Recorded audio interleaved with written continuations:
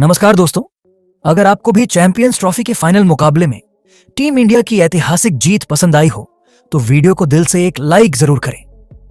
दोस्तों, ICC champions trophy 2025 का final और अब तक का सबसे रोमांचक, सांसों को रोक देने वाला महामुकाबला आज क्रिकेट इतिहास की दो बड़ी टीमें भारत और न्यूजीलैंड के बीच दुबई इंटरनेशनल स्टेडियम दुबई में खेला गया। ऐसे में मुकाबले की शुरुआत हुई न्यूजीलैंड के टॉस जीतने को लेकर। आज के इस रोंगटे खड़े कर देने वाले महामुकाबले में कप्तान मिचेल सटनर ने टॉस जीता और पहले बल्लेबाजी करने का फैसला किया तथा विपक्षी टीम भारत को गेंदबाजी के लिए आमंत्रित किया। फिर मुकाबला शुरू हुआ रनों की बारिश करने के इरादे से। न्यूजीलैंड की ओर से विल यंग और रचित रविंद्र ओपनिंग बल्लेबाजी करने के लिए मैदान में उतरे। दोस्तों, इन दोनों ही बल्लेबाजों के कंधों पर इस महामुकाबले में अपनी टीम को एक विस्फोटक ओपनिंग शुरुआत दिलाने की बड़ी जिम्मेदारी थी और दोस्तों, ऐसा ही कुछ देखने को भी मिला। जी हां, मैदान में उतरते ही न्यूजीलैंड के दोनों ही ओपनिंग बल्लेबाजों ने भारतीय गेंदबाजों के खिलाफ अपना बेहतरीन खेल दिखाया और शानदार बल्लेबाजी करते हुए बड़े शॉट जड़ना शुरू कर दिया। महज 7 ओवर में ही टीम को 50 रन के पार पहुंचा दिया। दोस्तों, इस फाइनल मुकाबले में न्यूजीलैंड के ओपनिंग बल्लेबाज रचित रविंद्र कुछ अलग ही अंदाज में आज मैदान में नजर आ रहे थे। जी हां, क्योंकि हर ओवर में उनके बल्ले से कभी चौका तो कभी छक्का देखने को मिल रहा था, जिस कारण न्यूजीलैंड की टीम काफी तेज गति से आगे बढ़ रही थी। लेकिन दोस्तों, तभी मैच का 8वां ओवर लेकर आए जादुई स्पिनर गेंदबाज वरुण चक्रवर्ती ने कमाल कर डाला और रचित रविंद्र का साथ निभा रहे विल यंग को एलबीडब्ल्यू आउट करते हुए न्यूजीलैंड को पहला झटका दे दिया। आपको बता दें, विल यंग 15 रन की पारी खेलकर आउट हुए। वहीं दोस्तों, विल यंग के आउट होने के बाद आज बेहतरीन बल्लेबाजी कर रहे रचित रविंद्र भी इसके बाद ज्यादा वक्त तक भारतीय गेंदबाजों का सामना नहीं कर पाए और 2 ओवर बाद ही कुलदीप यादव की घूमती हुई गेंद पर सीधा क्लीन बोल्ड होते हुए अपना कीमती विकेट गंवा बैठे। आपको बता दें, रचित रविंद्र इस फाइनल मुकाबले में 37 रन बनाकर आउट हुए। लेकिन दोस्तों, असली मजा तो मैच के 13वें ओवर में देखने को मिला, जहां पर एक बार फिर गेंदबाजी करने आए कुलदीप यादव ने अपना जादू बिखेर दिया और ओवर की दूसरी ही गेंद पर मैदान में उतरे नए बल्लेबाज केन विलियमसन को कॉट एंड बोल्ड करते हुए न्यूजीलैंड को इस मुकाबले का सबसे बड़ा झटका दे दिया। आपको बता दें, केन विलियमसन आज के इस महत्वपूर्ण मुकाबले में टीम के लिए मात्र 11 रन का योगदान दे पाए। दोस्तों, पावर प्ले में बेहतरीन शुरुआत मिलने के बावजूद लगातार 3 बड़े झटके लगने के चलते न्यूजीलैंड की टीम अब दबाव में आ चुकी थी, क्योंकि अब 100 रन के भीतर ही 3 बड़े बल्लेबाज पवेलियन लौट चुके थे। ऐसे में दोस्तों, अब न्यूजीलैंड की ओर से मैदान में उतरे टॉम लैथम और डैरेल मिचेल। लग रहा था कि इन दोनों ही अनुभवी बल्लेबाजों से बेहतरीन साझेदारी मैदान में देखने को मिलेगी। लेकिन दोस्तों, टीम इंडिया की घूमती हुई गेंद के सामने दोनों ही बल्लेबाजों को बड़ा शॉट तो छोड़ो, इक्का दुक्का रन बटोरने में भी काफी ज्यादा कठिनाई का सामना करना पड़ रहा था, जिस कारण दबाव बढ़ता गया। और दोस्तों, इसी दबाव का फायदा उठाया मैच का 24वां ओवर लेकर आए सर रविंद्र जडेजा ने, जिन्होंने ओवर की तीसरी गेंद पर ही टॉम लैथम को एलबीडब्ल्यू आउट करते हुए भारतीय टीम को चौथी सफलता दिला दी। आपको बता दें, टॉम लैथम 14 रन बनाकर पवेलियन लौटे। अब डैरेल मिचेल का साथ निभाने मैदान में उतरे विस्फोटक बल्लेबाज ग्लेन फिलिप्स। जरूरत थी एक साझेदारी की और दोस्तों, ऐसा ही कुछ इसके बाद मैदान में मौजूद इन दोनों ही बल्लेबाजों से देखने को भी मिला। जी हां, भले ही धीमी गति से, लेकिन इसके बाद इन दोनों ही खिलाड़ियों ने भारतीय गेंदबाजों का सूझबूझ के साथ सामना किया और एक बार फिर न्यूजीलैंड का स्कोरबोर्ड आगे बढ़ना शुरू कर दिया। कुछ ही देर बाद टीम को 150 रन के पार भी पहुंचा दिया। दोस्तों, एक वक्त पूरी तरह से दलदल में फंसी न्यूजीलैंड की तरफ से अब एक बेहतरीन साझेदारी मैदान में पनपती हुई नजर आ रही थी और अब सेट होने के चलते बीच बीच में दोनों ही बल्लेबाजों से जोरदार चौके भी दुबई के इस मैदान पर देखने को मिल रहे थे, जिस कारण देखते ही देखते इस जोड़ी ने 50 से अधिक रन की साझेदारी भी निभा डाली।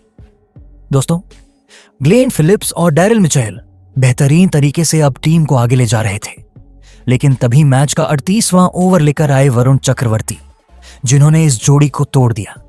जी हां, और ओवर की 5वीं गेंद पर ग्लेन फिलिप्स को सीधा क्लीन बोल्ड करते हुए न्यूजीलैंड को 5वां झटका दे दिया। आपको बता दें, ग्लेन फिलिप्स ने 34 रन की पारी खेली। दोस्तों, रोहित की कप्तानी और भारत की करिश्माई गेंदबाजी के मायाजाल में न्यूजीलैंड की टीम पूरी तरह से फंस चुकी थी, क्योंकि अब आधा बल्लेबाजी क्रम पवेलियन की राह पकड़ चुका था। ऐसे में अब मैदान में उतरे माइकल ब्रेसवेल। दोस्तों, भले ही एक छोर से न्यूजीलैंड के 5 प्रमुख बल्लेबाज आउट हो चुके थे, लेकिन दूसरी छोर पर खड़े डैरेल मिचेल ने अपने अनुभव का बेहतरीन तरीके से फायदा उठाया और इस फाइनल मुकाबले में अपनी बेहतरीन बल्लेबाजी के दम पर कुछ ही देर बाद अपना 50वां जड़ दिया। लेकिन दोस्तों, अब टीम इंडिया के सामने एक सम्मानजनक लक्ष्य तक पहुंचना था, तो अब जरूरत थी तेज गति से विस्फोटक अंदाज में बल्लेबाजी करने की, क्योंकि अब महज अंतिम 5 ओवर का खेल बाकी था। परंतु दोस्तों, न्यूजीलैंड रन गति को बढ़ाए उससे पहले ही 46वां ओवर लेकर आए शमी, जिन्होंने न्यूजीलैंड को एक और बड़ा झटका दे दिया। इस ओवर में डैरेल मिचेल को कप्तान रोहित के हाथों कैच आउट करवाते हुए 63 रनों पर पवेलियन का रास्ता दिखा दिया। फिर अब भारतीय गेंदबाजों का सामना करने मैदान में उतरे कप्तान मिचेल सटनर। लग रहा था अब निचले क्रम के बल्लेबाज न्यूजीलैंड को सम्मानजनक लक्ष्य तक पहुंचाने में भी कामयाब नहीं हो पाएंगे। लेकिन दोस्तों, मैदान में मौजूद नए बल्लेबाज मिचेल सटनर और माइकल ब्रेसवेल ने अंतिम 4 ओवर में अपना बेहतरीन खेल दिखाया और ताबड़तोड़ अंदाज में बल्लेबाजी करते हुए रनों की बरसात कर डाली और न्यूजीलैंड को 250 रन के पार पहुंचाते हुए यह महामुकाबला जीतने के लिए भारतीय टीम के सामने 252 रनों का लक्ष्य खड़ा कर दिया। ऐसे में दोस्तों, न्यूजीलैंड से मिले 252 रनों के लक्ष्य का पीछा करने भारत की ओर से कप्तान रोहित शर्मा और शुभमन गिल बल्लेबाजी करने के लिए मैदान में उतरे।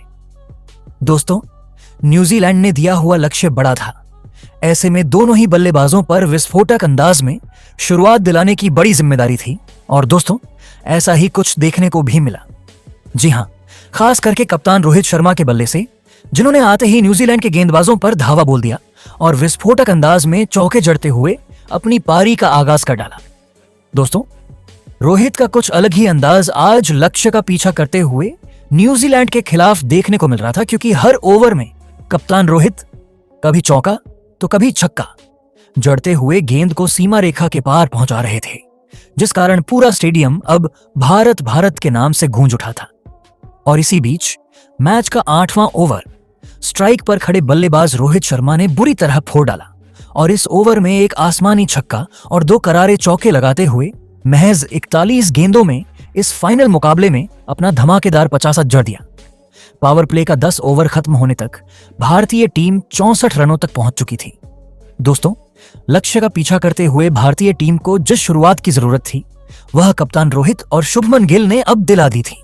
लेकिन अब मैदान में मौजूद इन दोनों ही खिलाड़ियों के कंधों पर जिम्मेदारी थी कि पावर प्ले के बाद भी अपना यही खेल जारी रखें और तेज गति से विस्फोटक अंदाज में बल्लेबाजी करते हुए भारतीय टीम के स्कोर को आगे बढ़ाएं। और दोस्तों, ऐसे ही कुछ झलकियां भारतीय बल्लेबाजों से देखने को भी मिली। जी हां, पावर प्ले खत्म हो गया, लेकिन रोहित का बल्ला आज रुकने का नाम नहीं ले रहा था और अब दूसरी छोर से शुभमन गिल ने भी उनका बेहतरीन तरीके से साथ निभाते हुए समय समय पर गेंदों को सीमा रेखा के पार पहुंचाना शुरू कर दिया था, जिस कारण अब 6 की रन रेट से भारतीय टीम आगे बढ़ रही थी।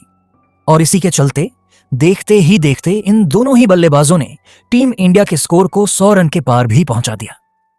दोस्तों, टीम इंडिया की यह ओपनिंग जोड़ी काफी बेहतरीन तरीके से भारतीय टीम को लक्ष्य की ओर ले जा रही थी, लेकिन तभी मैच का 19वां ओवर लेकर आए मिचेल सैंटनर ने इस जोड़ी को तोड़ दिया और ओवर की चौथी गेंद पर शुभमन गिल को ग्लेन फिलिप्स के हाथों कैच आउट करवाते हुए 31 रन पर पवेलियन का रास्ता दिखा दिया। फिर 3 नंबर पर बल्लेबाजी करने मैदान में उतरे टीम इंडिया के किंग विराट कोहली। लेकिन दोस्तों, इस फाइनल मुकाबले में कोहली टीम के लिए कुछ खास योगदान नहीं दे पाए और 1 ओवर बाद ही माइकल ब्रेसवेल की गेंद पर एलबीडब्ल्यू आउट होते हुए अपना विकेट गंवा बैठे। आपको बता दें, किंग कोहली आज मात्र 1 ही रन बना सके। ऐसे में दोस्तों, लगातार 2 बड़े झटके लग जाने के बाद अब कप्तान रोहित का साथ निभाने मैदान में उतरे श्रेयस अय्यर। फिर यहां से कप्तान रोहित और अय्यर के बीच कुछ देर तक तो बेहतरीन साझेदारी देखने को मिली, लेकिन मैच के 27वें ओवर में टीम के लिए बहुमूल्य पारी खेल रहे रोहित भी अपना धैर्य खो बैठे और आगे बढ़कर गेंद को सीमा रेखा के पार पहुंचाने के चक्कर में स्टंप आउट होते हुए टीम इंडिया को मुश्किल में डाल गए। कप्तान रोहित 76 रन की शानदार पारी खेलकर आउट हुए। दोस्तों, 3 बड़े बल्लेबाजों को गंवाने के चलते टीम इंडिया अब दबाव में आ चुकी थी। ऐसे में अब जरूरत थी एक साझेदारी की, और ऐसा ही कुछ इसके बाद मैदान में मौजूद श्रेयस अय्यर और अक्षर पटेल के बल्ले से देखने को मिला, जिन्होंने इसके बाद न्यूजीलैंड के गेंदबाजों का सूझबूझ के साथ सामना किया और एक बार फिर भारतीय टीम को आगे बढ़ाना शुरू कर दिया। लेकिन दोस्तों, अभी अक्षर पटेल का साथ निभा रहे अय्यर गलती कर बैठे और सचिन रविंद्र को एक आसान सा कैच थमाकर 48 रनों पर अपना विकेट गंवा बैठे, और साथ ही अगले ओवर में दूसरी छोर पर खड़े अक्षर पटेल भी कैच आउट होते हुए पवेलियन लौट गए, जिस कारण अब मुकाबला रोमांचक मोड़ पर पहुंच गया। अंतिम 5 ओवरों में अब भारतीय टीम को 32 रनों की जरूरत थी। मैदान में मौजूद थे विस्फोटक बल्लेबाज केएल राहुल और हार्दिक पांड्या। जहां अंतिम 5 ओवरों में पांड्या और राहुल ने दुबई में आतंक मचा दिया और न्यूजीलैंड के गेंदबाजों की बुरी तरह पिटाई करते हुए इस फाइनल मुकाबले में टीम इंडिया को एक ऐतिहासिक जीत दिला दी। इस तरह इतिहास रचते हुए भारतीय टीम ने फाइनल मैच में न्यूजीलैंड को 4 विकेट से हराकर चैंपियंस ट्रॉफी 2025 का खिताब अपने नाम कर लिया है।